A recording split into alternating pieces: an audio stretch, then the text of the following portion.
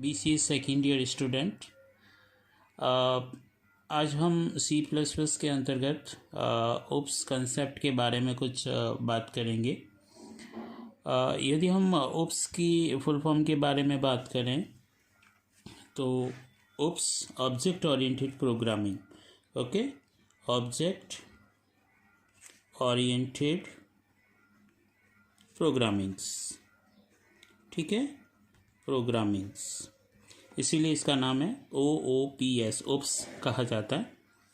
यदि हम object oriented programming में यदि हम इन शब्दों के ऊपर जाएं, ऑब्जेक्ट ओरिएंटेड प्रोग्रामिंग, तो जैसा नाम से ही पता लग रहा है कि इस तरह की प्रोग्रामिंग यानी C++ के अंतर्गत ऑब्जेक्ट का उपयोग किया जाएगा। यानी जो भी प्रोग्राम्स होंगे या जो भी प्रोग्रामिंग कंसेप्ट्स आप यूज़ करेंगे उसमें बेसिकली आप ऑब्जेक्ट का उपयोग करेंगे। और ऑब्जेक्ट ओरिएंटेड का मुख्य उद्देश्य जो होता है यानी जो एम होता है वो यही होता है कि रियल वर्ल्ड में या रियल वर्ल्ड एंटिटीज़ को इम्प्लीमेंट करना होता है। और ये रियल वर्ल्ड एंटिटीज़ की real world entities, okay, entities को इम्प्लीमेंट करना होता है, ठीक है।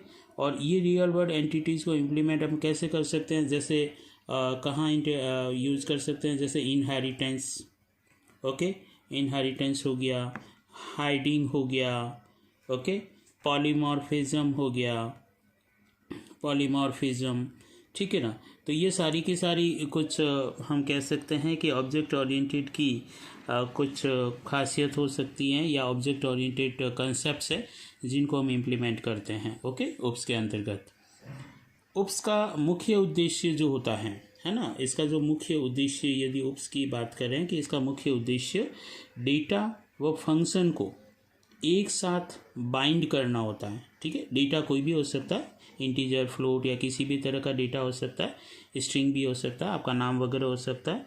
तो डेटा और फंक्शन को एक साथ बांध के रखना ये इस ओप्स का मुख्य उद्देश्य होता है, तथा उन पर ऑपरेशन परफॉर्म करना, जो भी डेटा है, ठीक है, और उनसे रिलेटेड जो भी फंक्शन है जिनको आपने एक साथ बांध के रखा है, तो अब इन डेटा के ऊपर कौन सा ऑपरेशन परफॉर्म करना है ये फंक्शन तय करेगा, उसकी कोडिंग तय करेगी, ओके। तो ओप्स के अंतर्गत जो मेन चीज़ होती है वो यही है आपका कि कैसे उन दिए गए डेटा के ऊपर आप किस तरह के ऑपरेशन परफॉर्म कर सकें, ओके।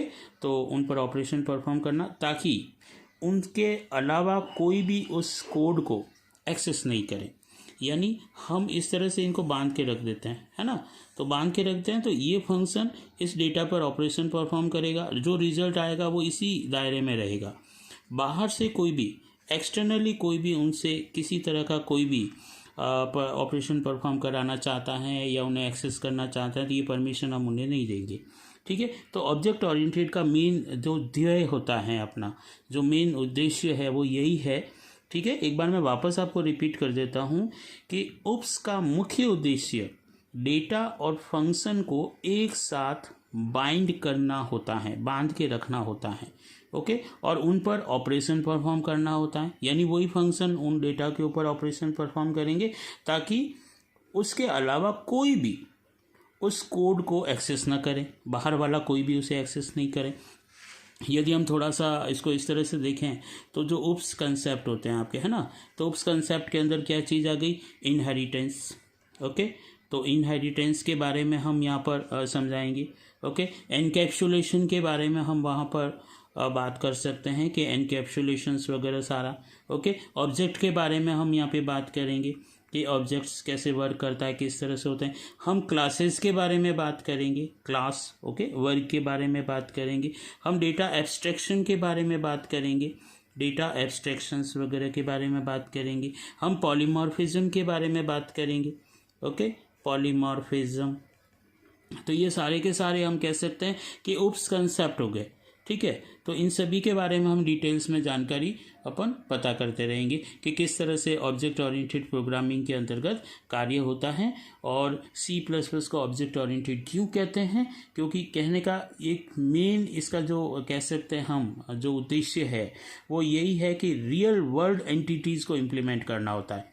और वो रियल वर्ल्ड एंटिटीज़, ये सारी चीज़ें हो गई, ओप्स के कंसेप्ट हो गए, है ना। तो हम एक पर्टिकुलर दायरे के अंदर वर्क करेंगे, उस दायरे के अंदर कुछ भी डेटा होगा, उन डेटा के ऊपर जो जो ऑपरेशन परफॉर्म करवाने हैं उनसे रिलेटेड हम फंक्शंस बनाएंगे, यानी सब प्रोग्राम बनाएंगे, और वो फंक्शन उन डेटा के ऊपर ऑपरेशन परफॉर्म करेगा और उनके जो भी रिजल्ट्स आना है वो आपका रिजल्ट वहाँ पे मिलता रहेगा।